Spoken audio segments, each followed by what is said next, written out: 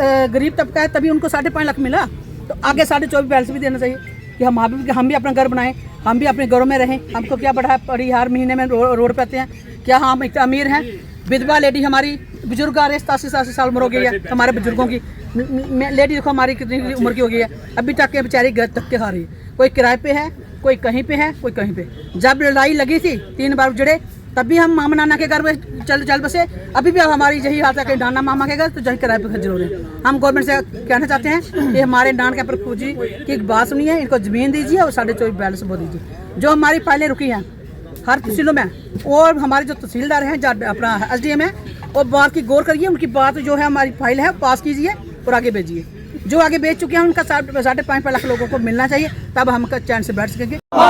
हम अपना हक मांगते हैं, की 24 सीटें हमारी ज्यादा। क्या कहना, क्या कर हम थक गए।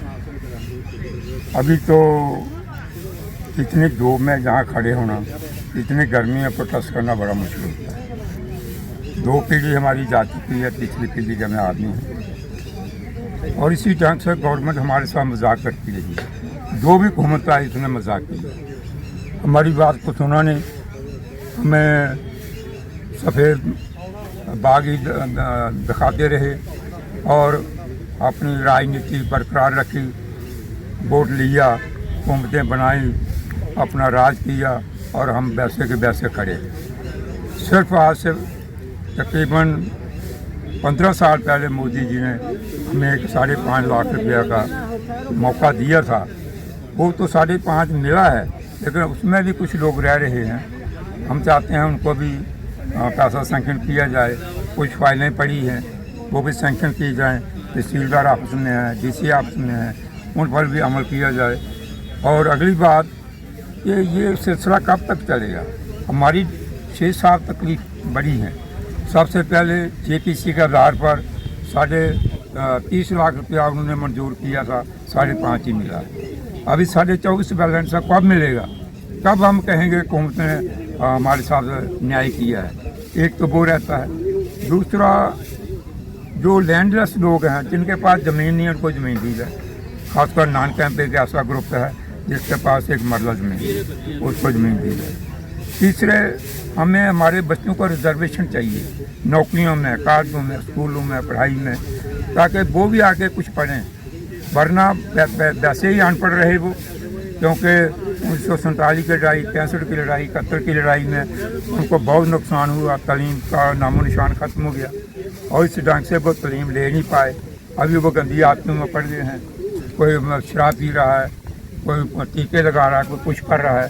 तो इस ढंग से हमारे बच्चे भी तबाह हो गए। अगली बात ये कहना चाहता हूँ कि हमारा एक बोर्ड बनाया जाए, जो बोर्ड में रेवेन्यू का बड़ा ऑफिसर इंचार्ज हो, जो हमारी तकलीफ को सुने, अगर गवर्नमेंट तक पहुँचाए, हमें भी बताए कि ये फैसला हुआ या नहीं हुआ, फिर आगे कार्रवाई हो।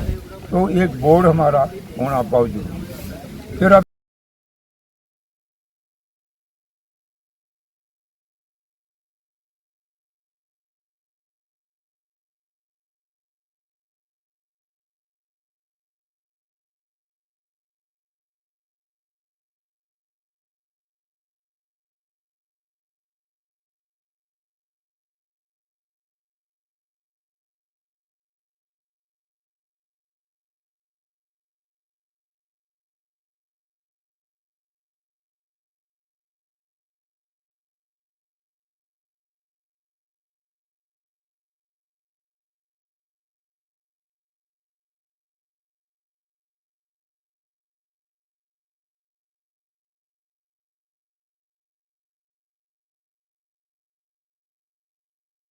बात रखिए तो हम आपके तन मन धन के साथ आपके साथ हैं। अगर नहीं किया तो फिर ऐसा नहीं हो जैसे कांग्रेस को गोटे टेकने पड़े, ऐसे किसी और को भी नहीं टेकने पड़ेंगे।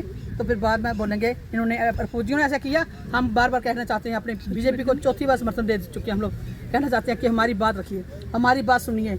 हम चाहते हैं कि हमारे जो नान के प्रभु जी है, उनके पास ज़मीन नहीं है। उन जैसे कैंप वालों को, 65 वालों को, जहाँ 165 171 वालों कैंप वालों को दिया, वैसे हमारी स्केल बढ़ाए नान कैंप की। नान कैंप सबसे गरीब तबका है। जब प्रधानमंत्री जी को पता चला कि नान कैंप गरीब तबका है, तभी उनको 5.5 लाख मिला, तो आगे 24.5 बैलेंस भी देना चाहिए। कि हम भी अपना घर बनाएं, हम भी अपने घरों में रहें। हमको क्या बढ़ा परिहार महीने में रोड पे आते हैं, क्या हम इतना अमीर हैं? विधवा लेडी हमारी बुजुर्ग आ रहे 87 साल उम्र हो गई है हमारे बुजुर्गों की। लेडी देखो हमारी कितनी उम्र की हो गई है, अभी तक के बेचारी घर तक के खा रही है। कोई किराए पे है, कोई कहीं पे है, कोई कहीं पे। जब लड़ाई लगी थी 3 बार जड़े, तब भी हम मामा नाना के घर में चल बसे। अभी भी हमारी यही हालत है कि नाना मामा के घर तो जही किराए पे जरूर है। हम गवर्नमेंट से कहना चाहते हैं कि हमारे नान के प्रभु जी की एक बात सुनिए, इनको ज़मीन दीजिए और 24.5 बैलेंस वो दीजिए। जो हमारी फाइलें रुकी हैं हर तहसीलों में, और हमारे जो तहसीलदार हैं, अपना SDM है, वो बात की गौर करिए, उनकी बात जो है हमारी फाइल है पास कीजिए और आगे भेजिए। जो आगे भेज चुके हैं उनका 5.5 लाख लोगों को मिलना चाहिए, तब हम चैन से बैठ सकेंगे। जय हिंद।